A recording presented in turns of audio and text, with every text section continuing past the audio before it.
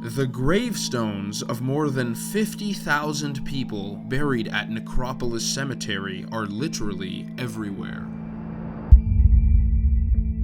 Scattered in tiny vales here and there, hidden behind trees and perched precariously on what were once the banks of the Don. Row upon haphazard row, they occupy corners overgrown with grass. Visitors must watch their step, lest they inadvertently trip over the markers and stir the souls of the dead. Toronto's second non-sectarian cemetery, which takes its name from the Greek meaning City of the Dead, also rates as the city's spookiest resting place for those no longer with us, which makes it a favorite wandering ground for historians and haunted Halloween walks. The Gothic Revival archway makes for a foreboding entrance into a treacherous time in Victorian Toronto history, when the mortality among infants under the age of 1 accounted for 40% of all deaths in the city. Poor nutrition, sanitation, and the absence of immunization from childhood diseases like diphtheria, whooping cough, polio, and scarlet fever were among the leading causes. The gravestones of children who died too young lie alongside the resting places of some of Toronto's most famous citizenry. World champion rower Ed Hanlan, Anderson Ruffin Abbott, the first black surgeon born in Canada, and Peter Matthews and Samuel Lount, the rebels hanged for their part in the Mackenzie Rebellion of 1837.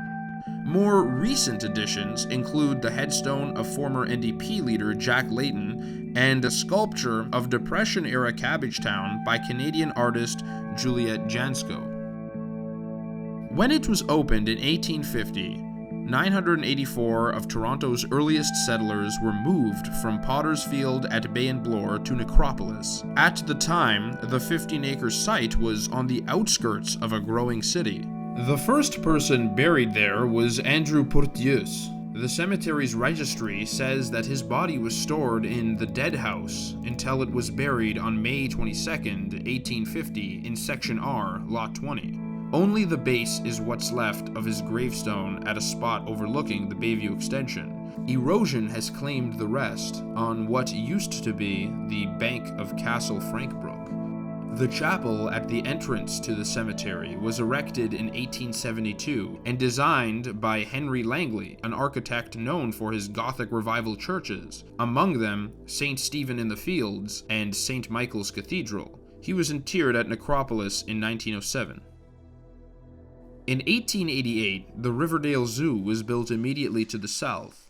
It is said that visitors to the cemetery back then could sometimes hear the roar of lions and screeching of monkeys from the nearby zoo, which would eventually be closed and replaced by the Riverdale Farm in 1974. Now, visitors to Necropolis are more likely to hear the chirping of birds and the hum of traffic from the nearby Don Valley Parkway.